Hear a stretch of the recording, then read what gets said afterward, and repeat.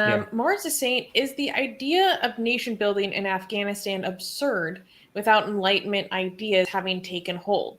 Can they ever really spread in a region so taken with fundamentalist Islam?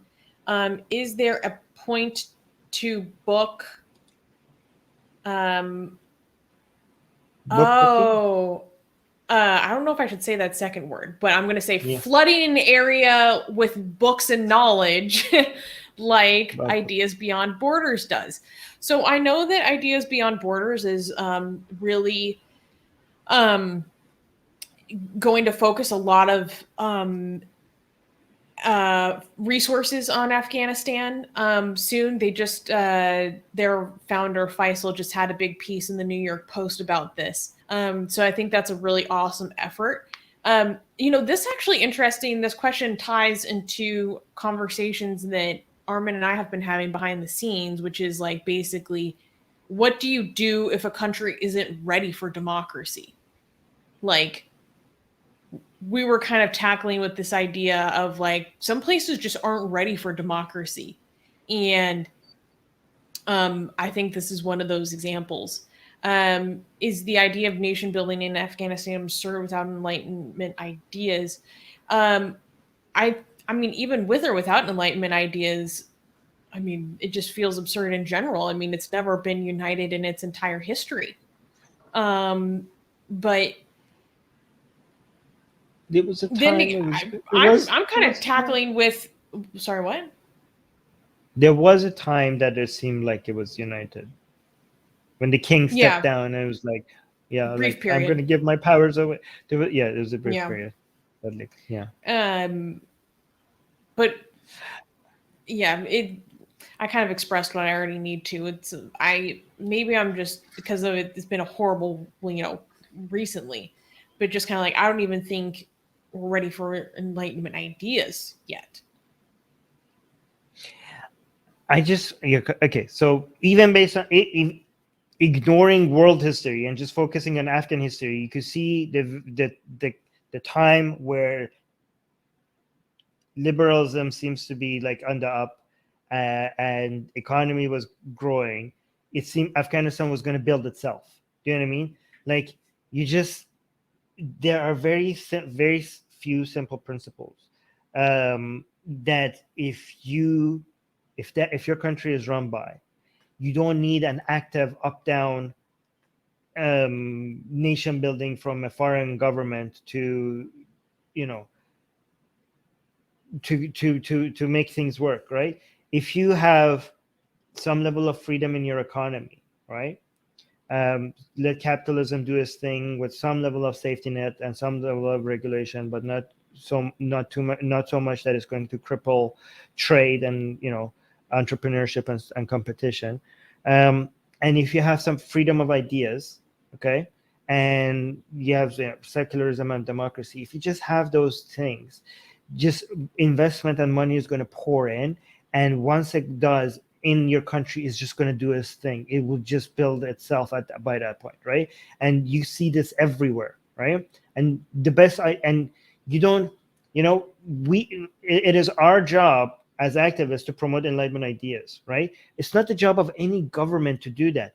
If the government just provides freedom of expression and let people just compete with each other on ideas themselves, the best ideas that work will just win, just because they work, right? Usually when bad ideas win is because other ideas do not get to compete in a fair environment, right? So I don't think, like, when you say like, oh, just like without Enlightenment ideas, again, that's Enlightenment ideas needs to grow from the bottom up.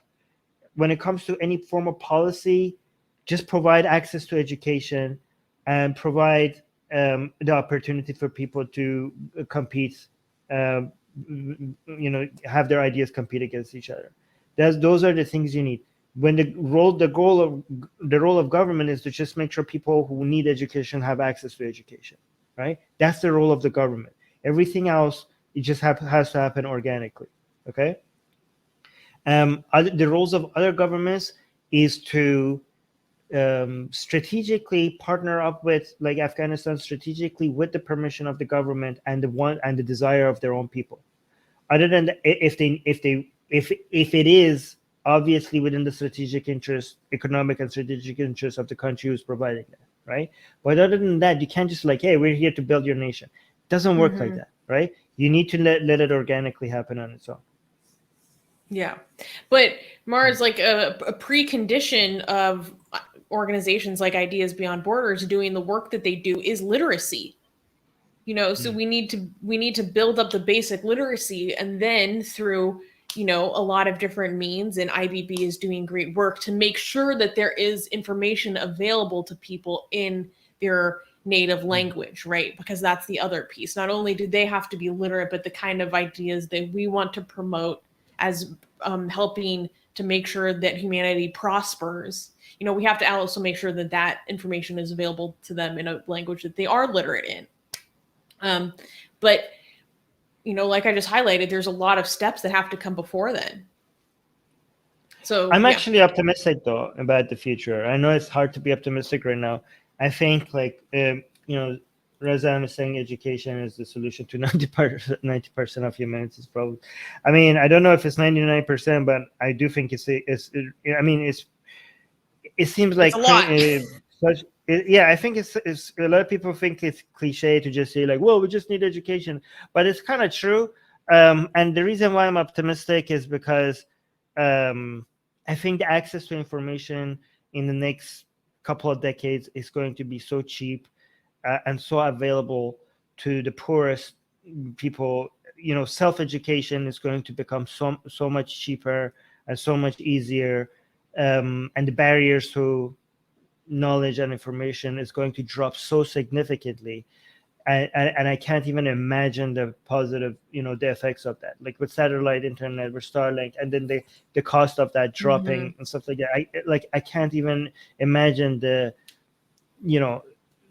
domino effect. return on the domino effect and the return on investment that we're going to get from that. I'm actually I know it doesn't seem, the world seems like people keep seeing bad things in the news and it's hard to be optimistic, but I'm actually very optimistic. No, that's very true. Like smartphone technology is going to be huge, but again, a prerequisite is literacy. No, but that will bring literacy. You know what I mean? Like, yes, that as well. That will, yeah. Hey guys, if you're a fan of Blasphemy and Sexy Callie, like me, then you need to be sure to subscribe to our newsletter, link in the description below. Because if you subscribe, we will send you a free copy of our Blasphemous Art ebook. And let me tell you, it is the tastiest blasphemy that you can find anywhere available today.